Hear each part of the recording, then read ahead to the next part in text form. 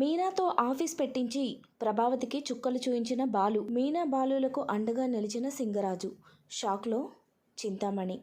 గుండె నిండా గుడిగంటలు సీరియల్ రాబోతున్నటువంటి ఎపిసోడ్స్లో ఏం జరగబోతుందో టీవీలో కన్నా ముందుగా తెలుసుకోవాలి అనుకుంటున్నారా? అయితే వెంటనే ఛానల్ని సబ్స్క్రైబ్ చేసి పక్కనే ఉన్న బెల్ ఐకాన్పై ట్యాప్ చేయండి. అప్పుడే మేము పెట్టే ప్రతి వీడియో కూడా నోటిఫికేషన్ రూపంలో మీ వరకు వస్తుంది. వీడియోని లైక్ చేయడం, మీ ఫ్రెండ్స్ అండ్ ఫ్యామిలీ మెంబర్స్తో షేర్ చేసుకోవడం మాత్రం మర్చిపోవద్దండి. మీరిచ్చే ఒక్క లైక్ మాకెంతో సపోర్ట్ని ఇస్తుంది. బాలు మీనా కోసం చింతామణిని ట్రాప్ చేసి తనకు రావాల్సిన డబ్బులను అయితే ఇప్పిస్తాడు. చింతామణి సింగరాజుకి జరిగిన విషయమంతా చెప్పి తన డబ్బులు తిరిగి ఇస్తుంది. ఇదంతా కూడా ప్రభావతికి తెలియడంతో ప్రభావతి అయితే చింతామణికి వార్నింగ్ ఇస్తుంది. నువ్వు నా కోడల్ని పని మాత్రమే మాన్పిస్తానన్నావు, అంతేకాని మమ్మల్ని అప్పుల పాలు చేయాలని చూడకు. ఇంకొకసారి ఇలాంటి పని చేస్తే మర్యాదగా ఉండదు అని చెప్పి వార్నింగ్ ఇస్తుంది. ఇక చింతామణి అయితే సైలెంట్గా అక్కడి నుంచి సైడ్ అయిపోతుంది. ఇక ప్రభావతి కూడా ఇంటికి వచ్చి ఏంటి మీనాని ఎలా పని మానిపించాలి, ఎలా ఇంటికే పరిమితం చేయాలి అని ఆలోచిస్తూ ఉంటుంది. అయితే బాలు మాత్రం ఎలాగైనా సరే మీనాని అందరికన్నా గొప్పగా నెంబర్ 1 స్థానంలో ఉంచాలి అని మీనాని ఒప్పించి మీనాతో ఒక చిన్న ఆఫీస్ని అయితే పెట్టిస్తాడు. మీనా అలా ఒక ఆఫీస్కి ఓనర్ అవ్వడంతో ప్రభావతి ఇంకా రగిలిపోతుంది. నేను ఏదైతే కాకూడదు అనుకున్నానో ఇప్పుడు అదే జరుగుతుంది. ఇక మీద ఈవిడ కూడా ఒక కంపెనీకి ఓనర్ అయిపోయింది. ఇప్పుడు తన చూపంతా పైనే ఉంటుంది. నన్ను ఇంకెవరు లెక్క చేస్తారు అని చెప్పి చాలా కోపంగా రగిలిపోతూ ఉంటుంది. ఇక మీనా మాత్రం ఒక్కొక్క ఆర్డర్ని పూర్తి చేస్తూ చాలా గొప్ప స్థానానికి వెళుతుంది. తన ఎదుగుదలను చూసిన చింతామణి తట్టుకోలేకపోతుంది. ఎలాగైనా సరే మీనాని అడ్డుకోవాలి, తనకు బుద్ధి చెప్పాలి అని ప్రయత్నిస్తుంది. అయితే మీనా వెనకాల సింగరాజు కూడా మీనాకి చాలా సపోర్ట్ చేస్తాడు. తనకు తెలిసిన వాళ్ళ ద్వారా వచ్చే ఆర్డర్లు కానీ పెద్ద ఆర్డర్లు ఏవైనా సరే మీనాని రికమెండ్ చేస్తారు. తన వెనకాల ఉన్నటువంటి సింగరాజుని చూసి చింతామణి ఒక్కసారిగా షాక్ అయిపోతుంది. మీరేంటి ఇలా మీనాకి సపోర్ట్ చేయడం ఏంటి? మీరు నాకు ఇంత ద్రోహం చేస్తారు అనుకోలేదు. మనమిద్దరం భార్యాభర్తలుగా విడిపోయినప్పటికీ కూడా నా పనిలో మీరెందుకు వేలు పెడుతున్నారు అని చెప్పి చింతామణి సింగరాజుని అడుగుతుంది. దానికి సింగరాజు, నీలాగా ఒకళ్ళని తొక్కి పైకి ఎదగాలి అనుకునే వాళ్ళకి నేను ఎప్పుడు సపోర్ట్ చేయను. మీనా చాలా మంచి అమ్మాయి, తన వ్యక్తిత్వం తన మంచితనం నాకు నచ్చింది, అందుకే తనకి సపోర్ట్గా నిలబడ్డాను. ఇంకొకసారి మీనా జోలికి వచ్చావు అని నాకు తెలిసిందంటే నేనేం చేస్తానో నాకే తెలియదు అని చింతామణికి వార్నింగ్ ఇస్తాడు. ఇక చింతామణి ఏమీ చేయలేక అక్కడి నుంచి వెళ్ళిపోతుంది. ఇక మీనా అయితే ఒక పక్క తన పనిని, మరో పక్క ఇంటిని చాలా చక్కగా హ్యాండిల్ చేస్తూ ఉంటుంది. ఇక ఇంట్లో వాళ్ళందరూ కూడా మీనాని చూసి చాలా సంతోషపడతారు. ఒక్క ప్రభావతి, రోహిణి, మనోజ్ తప్ప. రోహిణి అయితే ఎలాగైనా సరే మీనా ఎదుగుదలను చూసి అడ్డుకోవాలి. మీనా ఇలా అంచెలంచెలుగా ఎదిగిపోతుంటే ఇంట్లో నా విలువ తగ్గిపోతూ ఉంటుంది. అత్తయ్య ఇంక మీద నా మీదే ప్రెషర్ పెడుతూ ఉంటుంది. కాబట్టి మీనాని ఎలాగైనా సరే అణగదొక్కాలి అని చెప్పి రోహిణి ఆలోచిస్తూ ఉంటుంది. మరోపక్క చింతామణి మీనా ఎదుగుదలను చూసి ఓర్చుకోలేక తన వెనుక ఉన్న సింగరాజుని గురించి కూడా పట్టించుకోకుండా ప్రభావతితో కలిసి ఒక ప్లాన్ వేస్తుంది. మీనా ఈసారి ఏదైతే డెకరేషన్ చేయాలి అనుకుంటుందో ఆ ప్రాజెక్ట్కి తనకు అందాల్సిన సరుకులు, పువ్వులు అన్నీ కూడా టైంకి అందకుండా ఆపేస్తుంది. ప్రభావతి మీనాని ఈవెంట్కి వెళ్లకుండా ఆపాలనుకుంటుంది, కానీ తను ఆపినా కూడా మీనా అస్సలు ఆగదు అని చెప్పి ప్రభావతి అనుకుంటూ ఉంటుంది. ఇక ఎలాగైనా సరే మీనా ఈ డెకరేషన్ చెడగొట్టాలి. అప్పుడే తనకు ఒక నెగిటివ్ రిమార్క్ పడి ఎవరైనా సరే తనకు ఆర్డర్ ఇవ్వాలి అంటే భయపడాలి అన్నట్టుగా చేయాలి అని చింతామణి ప్లాన్ చేస్తుంది. తనకు ఆర్డర్కి తీసుకొచ్చే పూలల్లో కెమికల్స్ కలిపేస్తుంది. పూలు డెకరేషన్ చేసినంత వరకు బాగానే ఉంటాయి. డెకరేషన్ పూర్తయిన తర్వాత ఆ పూలన్నీ కూడా ఒక్కసారిగా వడలిపోతాయి. ఇంకా ఫంక్షన్ మొదలవ్వకుండానే, ఈవెంట్ జరగకుండానే పూలు అలా పాడవడంతో మీనా ఒక్కసారిగా షాక్ అవుతుంది. దీని వెనుక ఎవరు ఉన్నారో మీనాకి అర్థమైనా కూడా ముందు డెకరేషన్ పని చూడాలి, ఆ తర్వాత ఏదైనా. సమయం చాలా తక్కువగా ఉంది, ఇప్పుడు ఏం చేయాలి అని చెప్పి మీనా టెన్షన్ పడుతూ ఉండగా అప్పుడే సింగరాజు మీనా దగ్గరకు వచ్చి, చూడమ్మా ఇలా జరుగుతుందని నాకు ముందే తెలుసు, అందుకే నేను డెకరేషన్ కోసం వేరే వాళ్ళ దగ్గర నుంచి పూలు ఆర్డర్ చేశాను, తీసుకో అని చెప్పి మీనాకైతే ఫ్లవర్స్ అన్నీ కూడా అప్పచెప్తాడు. ఇక మీనా చాలా త్వరగా పని మొదలుపెట్టి ఆ పనిని కంప్లీట్ చేస్తుంది. అదంతా చూసిన చింతామణి నేను ఎన్ని విధాలుగా చెడగొట్టాలి అనుకున్నా ఏదో ఒక విధంగా మీనాకి హెల్ప్ అవుతూనే ఉంది. ఎలాగైనా సరే మీనాని అడ్డుకోవాలి, ఏం చేయాలి? ఏం చేస్తే తను ఆగుతుందో అర్థం కాక చింతామణి చాలా కోపంగా రగిలిపోతూ ఉంటుంది.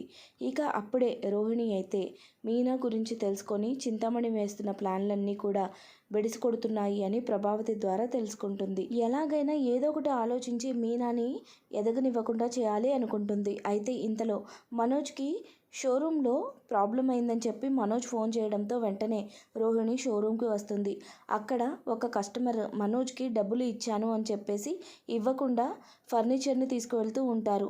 అప్పుడే రోహిణి అక్కడికి వచ్చి మీరు డబ్బులు ఇచ్చాను అని చెప్పి ఇవ్వకుండా ఫర్నిచర్ తీసుకువెళ్తే ఎవరు అడ్డుకోలేరనుకుంటున్నారా? అమాయకుడిని చేసి నా భర్తని మోసం చేయాలనుకుంటున్నారు. ఇక్కడ సీసీ కెమెరాలు ఉన్నాయి, అంతా రికార్డ్ అయ్యే ఉంటుంది అని చెప్పి రోహిణి గొడవ పడుతూ ఉంటుంది. అప్పుడే అక్కడికి రంగా మీనాక్షి వస్తారు. మీరేంటి ఈ టైంలో ఇక్కడికి వచ్చారు అని చెప్పి మనోజ్ అడిగితే నేను సుందరి పెళ్ళికి ఫర్నిచర్ కొనడానికి వచ్చాను. తనకి ఇవ్వాల్సిన సారలో ఫర్నిచర్ కూడా ఉండాలి కదా, దాన్ని తీసుకోవడానికే వచ్చాను అని చెప్పి వాళ్ళు చెప్పడంతో మనోజ్ ఇంకా రోహిణి ఇద్దరు కూడా చాలా సంతోషపడతారు. అక్కడ ఇష్యూ చేస్తున్న కస్టమర్ని సీసీ కెమెరాలు పేరు చెప్పి పోలీసులకు పట్టిస్తాము అని బెదిరించి అక్కడి నుంచి పంపించేస్తారు. ఇక అప్పుడే రంగా మీనాక్షులకు కావాల్సిన ఫర్నిచర్ని ఇచ్చి వాళ్ళ దగ్గర వచ్చే కమిషన్ని కూడా తీసుకొని వాళ్లకు ఫర్నిచర్ని ఇస్తారు. ఇక ఈరోజు మీనాక్షి అత్తయ్య వాళ్ళ దయతో సేల్స్ అయితే బాగా జరిగాయి. ఇక షాప్ క్లోజ్ చేసి ఇంటికి వెళ్దాం అనుకుంటారు. అయితే రంగా మీనాక్షి ఇద్దరూ కలిసి మాణిక్యానికి ఫోన్ చేసి ఒకసారి మీరు ఇంటికి వస్తే కొన్ని విషయాలు మాట్లాడాల్సినవి ఉన్నాయి అని చెప్పి పిలుస్తారు. ఇక మాణిక్యం ఆ తర్వాత రోజే మీనాక్షి వాళ్ళ ఇంటికి వస్తాడు. అప్పుడే ప్రభావతి అక్కడికి వస్తుంది. అక్కడ మాణిక్యాన్ని చూసి నువ్వేంటి ఇక్కడ ఉన్నావు, నువ్వు రోహిణి వాళ్ళ మేనమామవి కదా అని అడుగుతుంది. అదంతా విన్న మీనాక్షి ఒక్కసారిగా షాక్ అవుతుంది. ఏంటి నువ్వేం మాట్లాడుతున్నావు వదిన? తను సుందరికి కాబోయే భర్తకి మేనమామ, రోహిణి మావయ్య అంటావేంటి? నువ్వు ఏదో పొరబడినట్టున్నావు. అతనికి ఇక్కడ మటన్ షాప్ కూడా ఉంది. ఇప్పటికే మమ్మల్ని కలవడానికి 2-3 సార్లు ఇక్కడికి వచ్చి వెళ్ళారు అని చెప్పి మీనాక్షి చెప్తుంది. మీనాక్షి అలా చెప్పడంతో ప్రభావతి ఒక్కసారిగా షాక్ అవుతుంది. నేను మిమ్మల్ని చూశాను, ఖచ్చితంగా అది మీరే. ఎందుకు మోసం చేస్తున్నారు ఇలాగా? ఎందుకు ఇలా అబద్ధాలు ఆడుతున్నారు? ఖచ్చితంగా మీరు రోహిణి మావయ్యే అని చెప్పి రోహిణికి ఫోన్ చేస్తుంది. ఇక రోహిణి అక్కడికి వచ్చి అక్కడ మాణిక్యాన్ని చూసి ఒక్కసారిగా షాక్ అవుతుంది. మావయ్య నువ్వేంటి ఇక్కడున్నావు అని చెప్పి అడుగుతుంది. అప్పుడే మీనాక్షి అయితే ఏంటి రోహిణి, ఇతను మీ మావయ్య ఏంటి? సుందరికి కాబోయే భర్తకి మేనమామ. అసలు మీ మధ్య ఏం జరుగుతుంది? అతనికి నీకు ఉన్న సంబంధం ఏంటి? తను నీకు మావయ్య ఎలా అయ్యాడు, ఎప్పుడయ్యాడు అని చెప్పి అడుగుతుంది. ఇక రోహిణికి ఏం చెప్పాలో అర్థం కాక తన గురించిన నిజం బయటకు వచ్చేస్తుందని చెప్పి చాలా టెన్షన్ పడిపోతూ ఉంటుంది. అదంతా గమనించిన ప్రభావతి ఏంటి రోహిణి టెన్షన్ పడుతున్నావు? ఏం దాచిపెట్టాలని చూస్తున్నావు? మాకెందుకు ఇన్ని అబద్ధాలు చెప్పావు? మమ్మల్ని ఎందుకు మోసం చేశావు? నిజం చెప్పు. ఇతను దుబాయ్లో ఉంటాడు, మీ మేనమామ అని చెప్పావు. మీనాక్షి ఏమో అతను ఇక్కడే ఉంటాడు, మటన్ షాపు ఉంది అని చెప్తుంది. అసలు ఏం జరుగుతుంది ఇక్కడ? నిజం చెప్తావా లేదా అని ప్రభావతి రోహిణి మీద కోపడుతుంది. ఇక రోహిణి అయితే ఏం చెప్పాలో తెలియక మాణిక్యం వంక చూస్తూ ఉంటుంది. అప్పుడే మాణిక్యం దుబాయ్లో ఉన్నది మా అన్న, నేను అతను కమల పిల్లలం అని చెప్పి ఏదో స్టోరీ చెప్పడానికి ట్రై చేస్తూ కవర్ చేస్తాడు. అప్పుడు ప్రభావతి అసలు ఒప్పుకోదు. లేదు నీ గొంతు కూడా ఒకటే. నేను నీ కళ్ళకి పిచ్చిదానిలాగా కనపడుతున్నానా? నన్ను మోసం చేయాలని చూస్తే మర్యాదగా ఉండదు. నేను ఇప్పుడే పోలీసులకి పిలిచి నీ నిజాన్ని చెప్పి పట్టిస్తాను. అసలు మీరు ఏం చేస్తున్నారు మా వెనకాల? మాకెందుకు ఇన్ని అబద్ధాలు చెప్పారు? నిజం చెప్పండి అని చెప్పి ప్రభావతి అయితే నిలదీస్తుంది. అప్పుడే రోహిణి అత్తయ్య మీరు అనుకునేదంతా తప్పు. మా మావయ్య అని చెప్పి పరిచయం చేసిన వ్యక్తి వేరు, ఇతను వేరు. అతను దుబాయ్లోనే ఉన్నారు. మా మావయ్యతో మాట్లాడతారా చెప్పండి, ఇప్పుడే ఫోన్ చేసి ఇస్తాను. వీడియో కాల్ చేయమంటారా అని చెప్పి రోహిణి అయితే నాటకం మొదలు పెడుతుంది. ఇక అప్పుడే మాణిక్యం వంక చూసి నువ్వు వెంటనే ఇక్కడి నుంచి వెళ్ళిపో అని సైగ చేస్తుంది. ఇక మాణిక్యం కూడా మీరు ఏదో మాట్లాడాలి అన్నారు కదా, అందుకే వచ్చాను. ఇప్పుడు నాకు కొంచెం అర్జెంట్ పని ఉంది, నేను మళ్ళీ వస్తాను అని చెప్పి అక్కడి నుంచి వెళ్ళిపోతాడు. ఇక మీనాక్షి కూడా రోహిణికి మాణిక్యానికి ఏదో ఉంది, అందుకే వాళ్ళు సైకిల్ చేసుకుంటున్నారు అని చెప్పి అర్థం చేసుకొని రోహిణి ఏం చెప్తుందా అని చెప్పి రోహిణి వంక చూస్తూ ఉంటుంది. ఇక ప్రభావతి కూడా సరే ఫోన్ చేస్తా అన్నావు కదా, వీడియో కాల్ చెయ్యి, వెంటనే నేను అతన్ని చూడాలి, అప్పుడే నమ్ముతాను అని చెప్పి ప్రభావతి అనడంతో రోహిణి అయితే ఫోన్ ప్రయత్నిస్తుంది, కానీ ఫోన్ కలవదు. అత్తయ్య సిగ్నల్ సరిగా లేదనుకుంటా, అందుకే ఫోన్ కలవట్లేదు.